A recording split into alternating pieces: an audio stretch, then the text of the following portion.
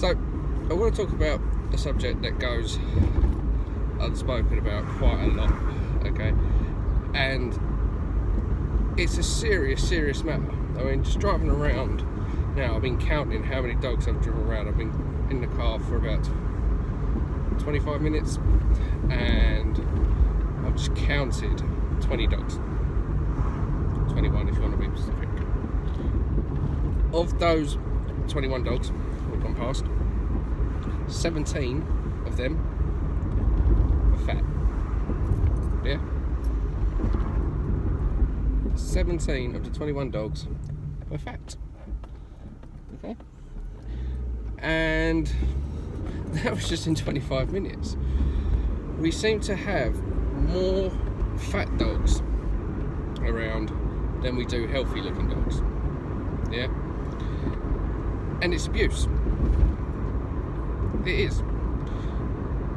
Stuffing your dog with treats, stuffing your dog with custard cream, stuffing your dog with freaking human food, saying they're spoiled, sharing.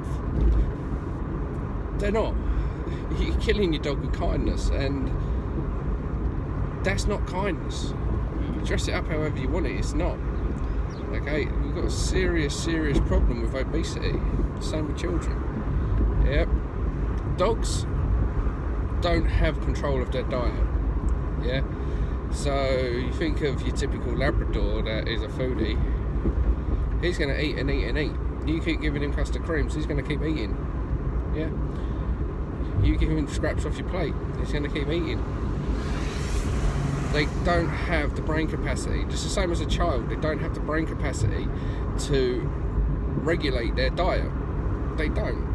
It's down to you, the owner, to make sure your dog is in fit and healthy condition. Okay?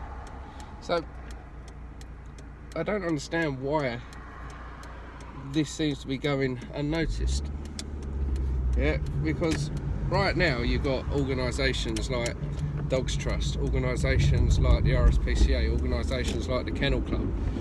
They're all campaigning to ban certain tools that they consider abusive.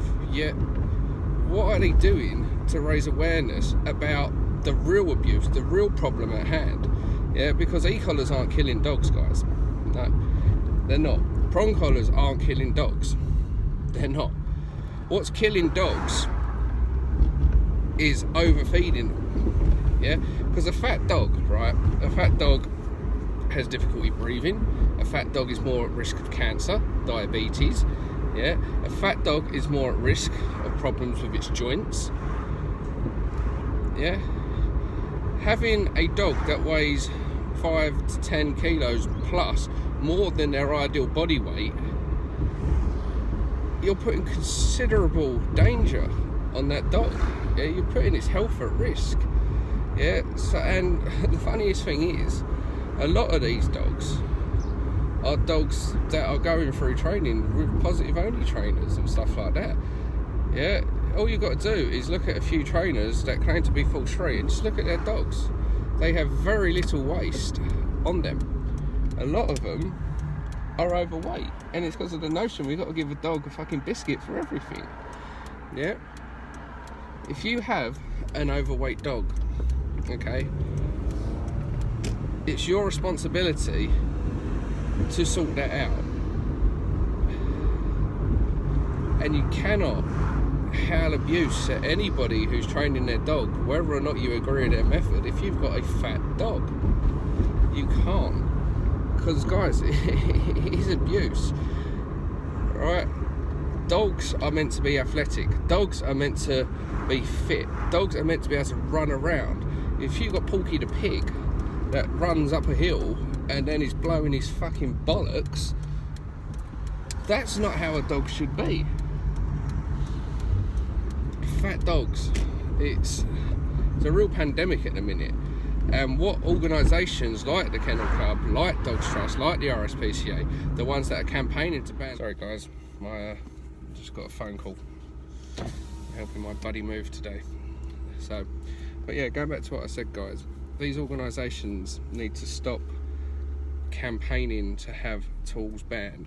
Yeah, tools that in their words are causing abuse, because tools are just tools. Yeah, and this video isn't about tools, guys, but the reality is tools don't jump off the shelf and abuse dogs. People abuse dogs when they misuse tools. Yeah, so banning tools right now shouldn't be a problem when we've got a much bigger problem at hand, and that is obesity. We need to be tackling that. Vets need to be doing more, right? The amount of clients I go to see and they tell me the vet said their dog needs to put on weight, and I'm looking at the dog going, no, he fucking doesn't need to put on weight. Vets have these charts, yeah, and if you go in there, most vets will have it. Apologies for the really bouncy camera, guys, right? My phone holder's a bit rubbish, but yeah, vets have these guides, yeah, breeds and how much the ideal weight of a dog should be, right? And they're telling people that their dogs need to put on weight when they don't, because they're just following this guide, yeah. But due to bad breeding that's going around, you're seeing dogs of same breeds of a multitude of sizes. I mean, I've worked with Labradors that are 25-30 kilos, and I've worked with Labradors that are 45-50 kilos, and these Labradors are all the ideal body weight for their size. Yeah, so if you've got vets, Labrador should be 40 kilos, and then it's telling you that you either need to put on weight for your dog when it's at its ideal weight for its actual size, not what the breed standard says because of overbreeding. You need to be looking at that. Watch Crufts. Go on the Kennel Club, guys, right, on YouTube, because you're watching this on YouTube. After you finish this, right, hit the like button, then just type in dog show, Crufts, something like that, and look at the standard of dogs that they are deeming as the perfect specimen for the breed. Yeah, because most of them are fat. Yeah, large breed dogs in particular are prone to joint problems. Yeah, and generally the larger the dog, the shorter the lifespan as well. Yeah, Great Danes have one of the shortest lifespan of any dog, and they're massive. All right, so there's the general rule of thumb. Of course there is exceptions to the rules, but large breed dogs are prone to hip dysplasia. Okay, let's go through here, thank you. Yeah, large breed dogs are prone to hip dysplasia. So if you've got a dog that is overweight, you are increasing the chances of this dog having extreme difficulty later on in life. One of the biggest killers for dogs is cancer. So if you're overfeeding your dog, you're putting it at risk of getting cancer sooner rather than later. Yeah. You think about it for yourself. If you're overweight, guys, yeah, and I've put on a couple of stone this last year, and I'm trying to do something about it now. Yeah, so I joined the gym. I'm trying to get fit, and very soon we'll be running fitness classes for dogs. Trying to battle this. Yeah, but you know yourself, if you've let yourself go a little bit, how unhealthy you feel. So now imagine that for your dog. Yeah, a dog that's normally be able to run around, but he can't keep up, or it's doing itself damage, or it's constantly panting because of the extra weight on its joints. Yeah, whether or not you want to dress it up, your dog's spoiled, whether or not you love your dog or things like this, the reality is you're killing it with kindness. Yeah, and there's nothing kind about that, guys. Yeah, so stop.